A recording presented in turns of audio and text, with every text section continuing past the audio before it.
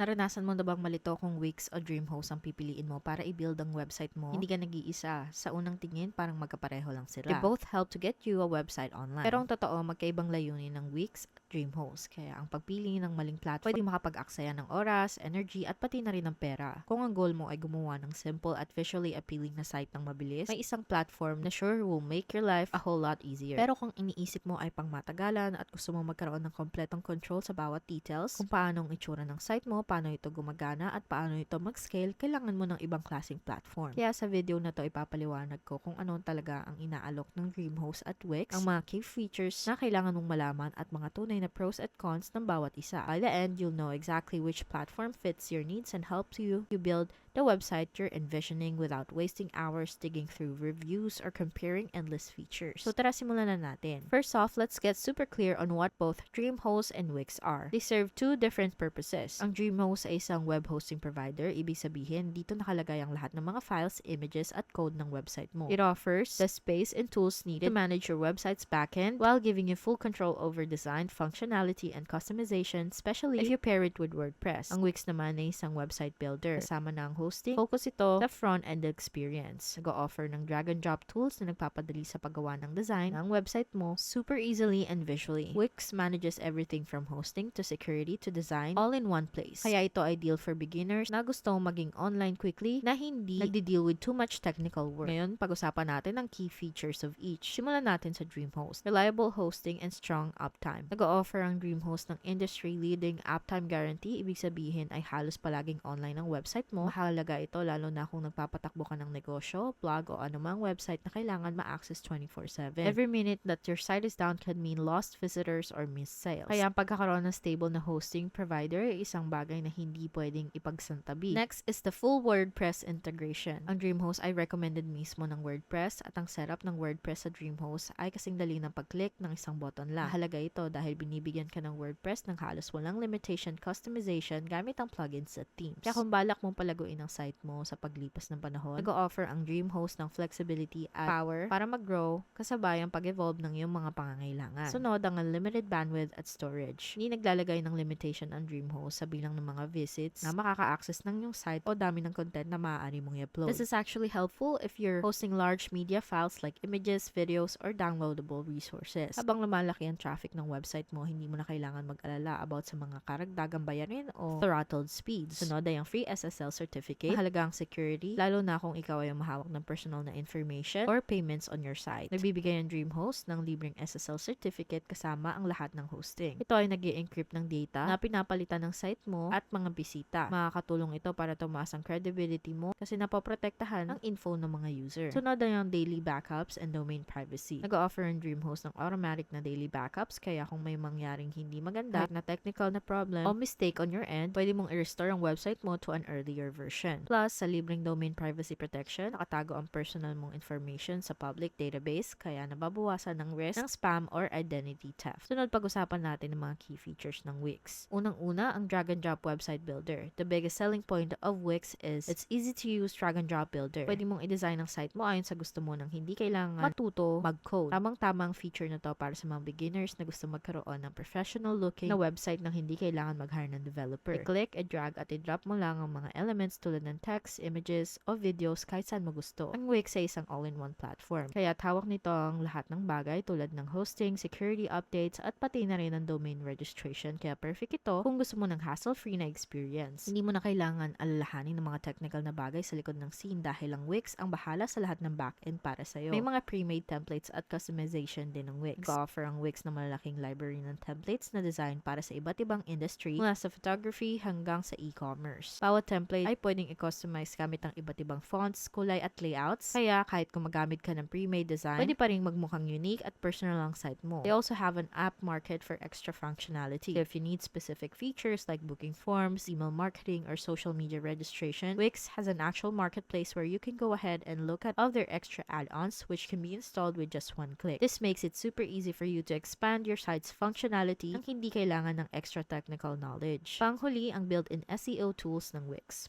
makakatulong ito para sa mas mataas na ranking ng website mo sa search engines. Mula sa customizable meta, descriptions hanggang sa madaling sitemap generation, ang mga tools na to ay tumutulong sa mga beginners para i-optimize ang site nila nang hindi kailangan mag-hire ng SEO expert. Okay, ngayon na alam mo na kung ano yung mga features nila, tignan natin ang iba't ibang plans at pricing options. Kung gagamitin mo ang aming exclusive link nasa description, madadala ka sa DreamHost plan options. May ilang options sila at pwede ka magbayad monthly o piliin ang prepaid plans. With the prepaid plans, you're going to save the most money. Simula sa starter plan, ang unang taon ay $2.95 lang per month, tapos tataas siya ng $6.99 kada buwan. Mag-prepay ka, makakatipid ka ng 63% kumpara sa monthly option. Ang panimulang plan ng starter plan. Plan na to, makakuha ka ng isang website, libreng domain, limitation traffic, press installer, libreng automated WordPress migration, AI website builder, at iba pang mga bagay na napag-usapan natin. Ang ganda sa DreamHost ay meron silang 97-day money-back guarantee. Kung bago pa mag 97 days at hindi mo feel na swak to sa'yo, hindi mong kunin ng pera mo. Sunod ay ang shared unlimited plan. Magandang plan ito kung marami kang websites. Ang presyo ay $4.95 kada buwan sa unang taon, tataas ng $12.99 per month pagtapos. Kaya ng dati, makakatipid ka ng 65%, mapiprepay ka sa magbayad ng buwan-buwan. Sa plan na to, makakuha ka ng unlimited websites, lahat ng kasama sa starter plan at pati na rin ang unlimited email sa iyong custom domain. Makuha mo pa rin ang 97 money back guarantee. Panghuli ang DreamPress plan at ito ang lahat ng kailangan mo para magpatakbo ng isang successful na website online. Plan na to, ang unang taon ay $60.95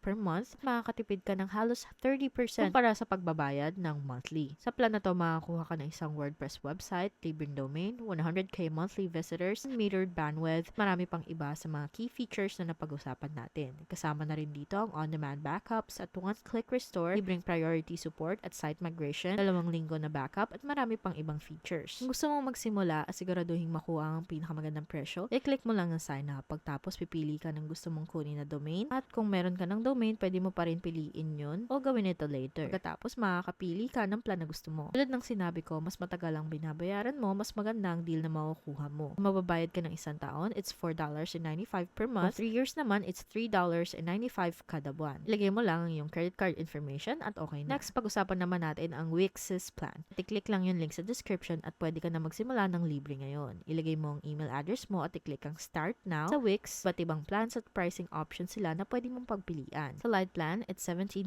per month at makakuha ka ng libreng domain para sa isang taon, 2 GB na storage, multi-cloud hosting, Lite marketing suite, 2 site collaborators. Sunod ay ang Core plan at ito ay $29 per month. Makakuha ka lahat ng nasa Lite plan pero may dagdag na storage, basic marketing suite, at basic e-commerce features para makapag-accept ka ng payments. Makakuha ka rin ng 5 site collaborators. Next ay ang business plan at ito ay $36 per month. Makakuha ka ng lahat ng nasa core plan pero may dagdag na storage, standard e-commerce features kumpara sa basic, at 10 site collaborators. Panghuli ang business elite. Sa plan na to, it's $159 per month and you get everything na nasa business plan pero may dagdag na storage, meron kang unlimited storage, at pati na rin advanced marketing suite, advanced e-commerce, at advanced developer platform. Plus, makakuha ka ng 100 site collaborators. Pwede mong simulan ang paggawa ng site mo ng libre, tignan kung swak ito para sa'yo, at pagkatapos ay piliin ang plan na pinakamaganda para sa pangangailangan mo. Now that you understand the different plans at iba pricing options at key features, pag-usapan naman natin ng mga pros and cons. Simulan natin sa DreamHost. Pinibigyan ka ng DreamHost ng full control sa website mo, kaya pwede mong i-customize lahat mula sa design ng site mo hanggang sa mga underlying functionality nito. It's really a powerful option if you're using WordPress as it lets you access thousands of plugins and themes. Pati na rin ang unlimited bandwidth, daily backups, at libreng SSL certificates ay malaking plus and make it solid long-term solution for